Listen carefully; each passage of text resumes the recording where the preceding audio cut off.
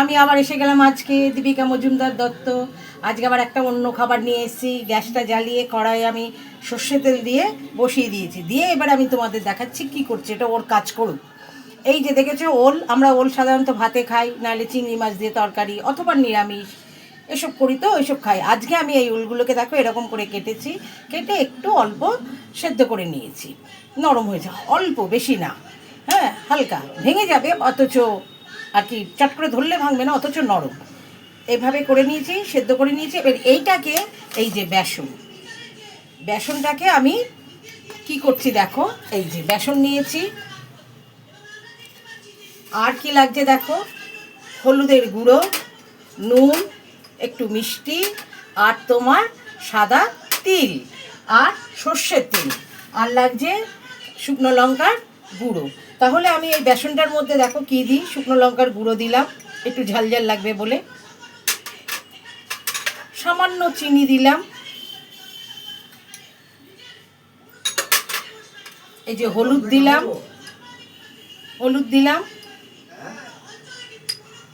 এই যে নুন দিলাম, পরিমাণ মতো নুন দিলাম, আর এইটা তিলটা একটু পরে দেবো। তাহলে আমি সব দিয়ে নিলাম, নিয়ে এবার এটাকে আমি একটা ব্যাটার তৈরি করব। এই ব্যাটারে আমি এই যে দেখলে ওগুলো আর কি ওলগুলোকে আমি ডুবিয়ে ভাজবো। তাহলে দেখো আমি এবার ব্যাটারটা মাখি। দেখো একটা ব্যাটার বানিয়ে নিলাম। এইবার এর মধ্যে আমি কি দেবো, এই যে সাদা তিলটা দিয়ে দেবো। সাদা তিলটা আমি এর মধ্যে ছড়িয়ে দেবো, বুঝেছো? এবার সাদা তিলটা দিয়ে দিলাম। সাদা তিল দিতে পারো, কালো জিরে দিতে পারো, পোস্ত দিতে পারো, এটা তোমাদের যার যেটা ইচ্ছে সেটা দেবে। আর এটার মধ্যে আমি একটুখানি গরম তেলটা নিয়ে নিচ্ছি। গরম তেলটা দিলে কী হবে বলো তো, ক্রিস্পি ভাবটা আসবে। হ্যাঁ, তাহলে একটু গরম তেল নিয়ে নিচ্ছি ব্যাটারটার মধ্যে।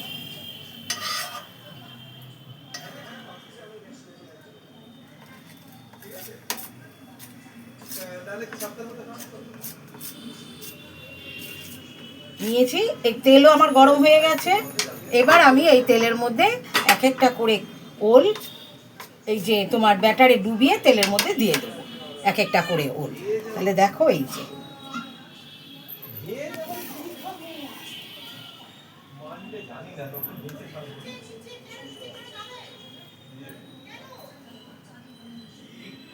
এই যে দেখো এক একটা করে চুবিয়ে দিচ্ছি এই যে তেলের মধ্যে এই যে বেসন দিয়ে এটা দিয়ে দিলাম। এরকম করে আমি প্রত্যেকটা বড়া করে নেবো আর কি, ভাজা, ওল ভাজা, বুঝেছো? এটা ওল ভাজা, বেশ ঘি দিয়ে ভাত মেখে খেয়েও ভালো লাগবে। বাঙালিরা তো ঘি দিয়ে মেখে ভাজা বড়া খায়, বাঙালিদের তো কোনো ব্যাপারই না।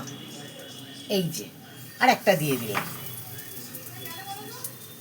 এই যে একটু বেশ গাঢ় করে তৈরি হবে ব্যাটারটা, ওর মধ্যে এইভাবে দিতে হবে, তাহলে এই বেসনটা আটকে থাকবে।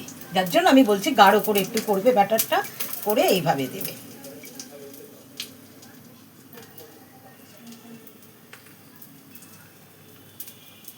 তবে ওলটা কিন্তু আগে সেদ্ধ করে নেবে, নাহলে এরকম তেলে দিলে কিন্তু নরম হবে না।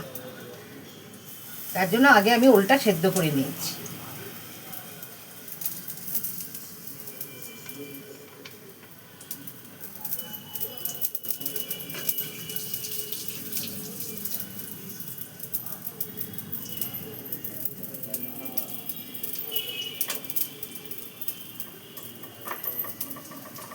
এই যে এক পাশ হয়ে গেছে,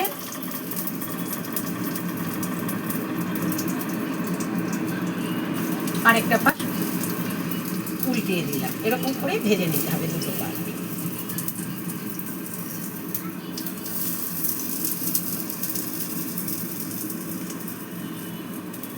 দেখো তোমরা, আমি করে নিই। দেখো ভাজা হয়ে গেছে, আমি এগুলোকে তুলে নিচ্ছি।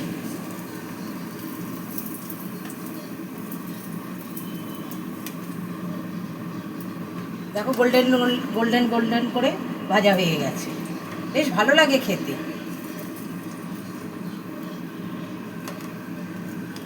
এবার আবার যেই দুটো রয়েছে ওই দুটোকে আমি আবার এখানে দিয়ে দিচ্ছি। ওই তেলটাতে দিয়ে দিচ্ছি। এই দেখো,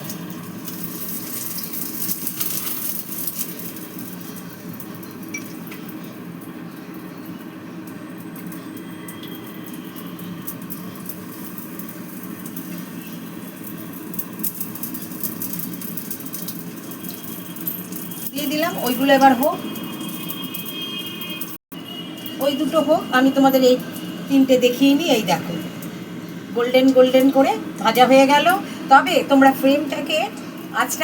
ফ্লেমটাকে হাইয়ে দেবে না, মিডিয়াম টু লোয়ে রাখবে, তাহলে দেখবে সুন্দর ভাজা হবে। বেশ গরম ভাতে এই ভাজা খেতে সত্যি খুব ভালো লাগবে। বেশ কাঁচা লঙ্কা থাকবে, পেঁয়াজ থাকবে, ঘি বা বাটার থাকবে, দুর্দান্ত খাওয়া হবে। তোমরা করে খেয়ে আমাকে বলো, দীপিকাজি সত্যি ভাজাটা ভালো লেগেছে। আমরা শুধু ওল দিয়ে ভাতে খাচ্ছি, কিংবা চিংড়ি মাছ দিয়ে, বা এমনি নিরামিষ তরকারি করে খাই। অনেক রকমই পদ হয়, নানা রকম করা যায়। এরকম করে খেয়ে দেখো, ভালো লাগবে। তাহলে আমি এখন রাখি, বাই, টেক কেয়ার।